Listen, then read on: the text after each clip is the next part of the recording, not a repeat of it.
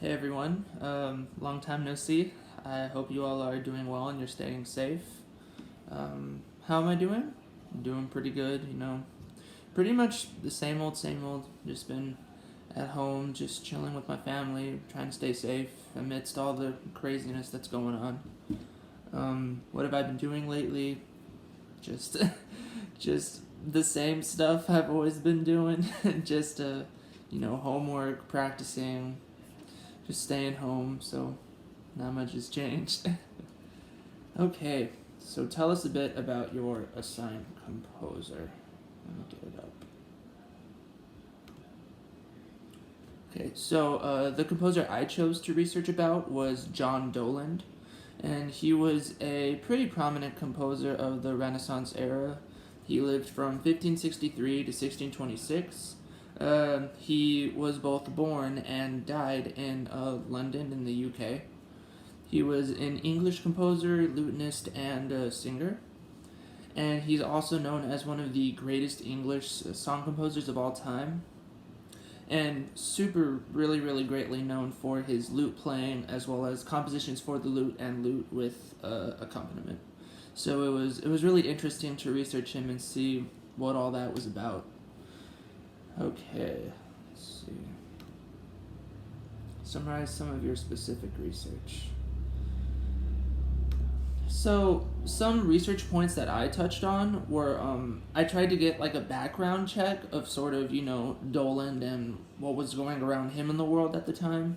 He was living in 16th century London, and during that time, apparently London was really growing rapidly in like the population, and a bunch of like buildings and stuff were being built, as well as ownerships of land were being established as well. So that was really really interesting to read.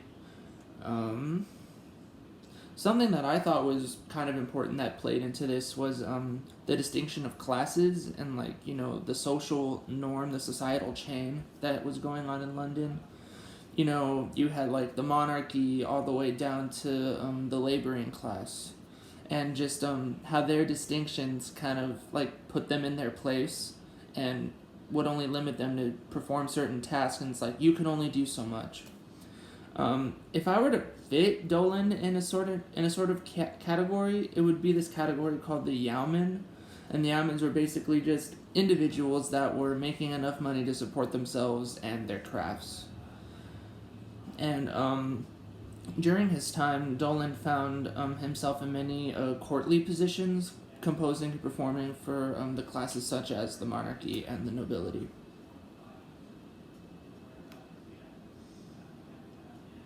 Let's see. So, during his time in these courtly positions, Dolan had composed quite a few works for the lute. Some of them are Come Again, Sweet Love, Lady If You So Spite Me, I Saw My Lady Weep, and another tune called Flow My Tears. And, Dolan was credited for his amazing writing and how he conveyed a lot of expressiveness and style in the lyrics for his composition. And, he also gave way to writing in this new style of music. It's been evolving, since like the medieval period through the Renaissance. It's starting to get like a little more refined.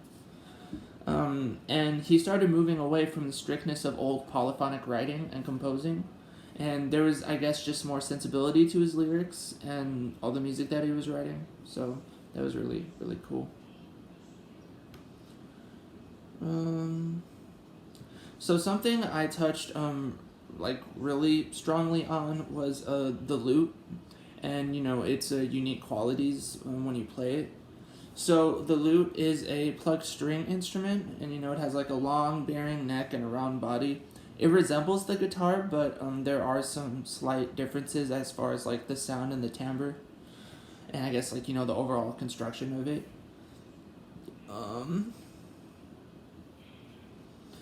So it is said like with this particular instrument, it can vary in a wide range of expressiveness and style that it's up to the individual player to become familiar with, and that this specific instrument, like I guess any other string instrument, like it can give off many textures and styles just given the way like you pluck the strings or just I don't know like just generally how you play it.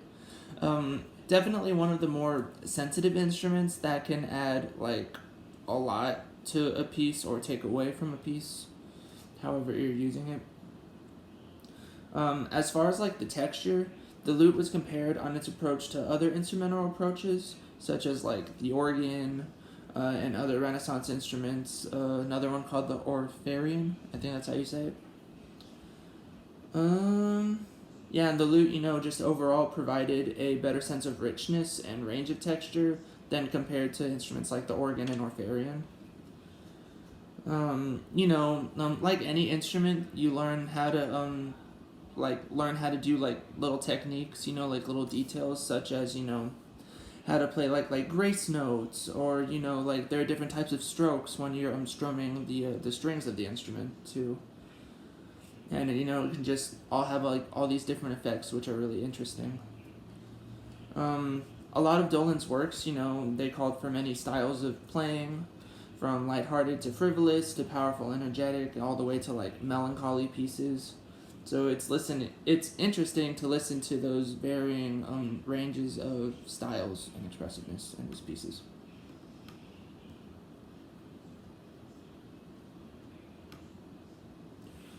Okay.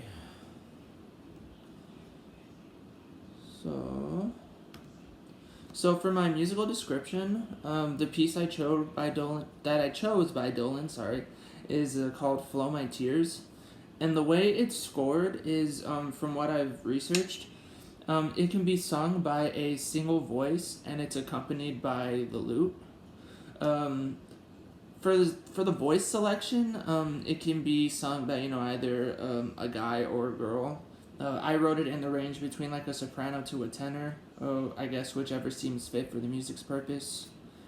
The solo voice contains a prominent melody, and the lute accompaniment adds like a sort of ornamentation to the music.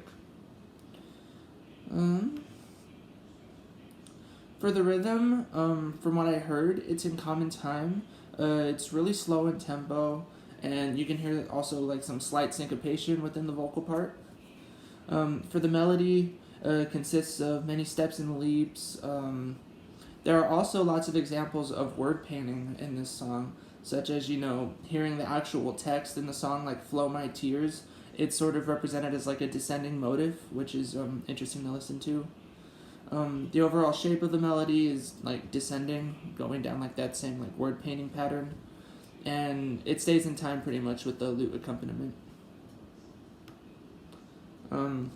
As far as the texture, the melody is really homophonic dominated, and the texture is mainly contained within the solo voice. The style of this piece, it's based on a dance, sort of like a pavane and a air, like those dance forms. There is no named form, like an exact form for this piece, so it's sort of just like an ABC kind of structure, nothing like too specific. The genre, it's a lute song, also can be called like a melancholia, because it's kind of like more like a somber song, the concept of melancholy. The text is in English, it's very syllabic. The content of the lyrics is pure lamentation, describes like the loss of happiness and the welcoming of darkness into one's life. So it's kind of sad to listen to, but overall it has a really like strong effect on the listener. Okay. So, for my original connection, I talked about again how the lute, how it was a really sensitive instrument, and the many effects that you can play with it, by like plucking the strings, or just how you like play it, like a certain passage or whatever. It could really provide like a certain effect that a piece would need, to like move the listener emotionally, I guess. So what I put for my thesis is that I found the approach to the lute, like how you approach it, similar to how you can approach other string instruments. Now, of course, like I said earlier, the lute and like string instruments now, they like vary with like a lot of distinctions. But I think a lot of the approach that you got from the lute like evolved over time into the learning of how you learn like modern day instruments, you know, like violins and like violas and all those other string instruments. You know, one similarity I can think between those two categories is how sensible the strings can be and how many different, you know, styles and textures can be played given different approaches on the instruments. Um, the slightest music making on these instruments, you know, they can add a powerful effect to the overall composition. Um, I think, you know, just overall, the lute, that single instrument, is what helped give way to fuller, like, string ensembles and the power that they convey when, you know, they're all playing together. I also put a great example demonstrating, like, the hearing just of, like, the raw power of the strings and just how impactful that can be is a Samuel Barber's piece, Adagio for Strings. I remember when I first listened to it, like, you know, I was really moved by it. And, you know, just hearing the impact of the strings, I just thought, you know, that had to come from somewhere, you know, like that sort of approach. So I think, you know, that approach sort of started with the string instrument of the lute and just evolved over time. Okay.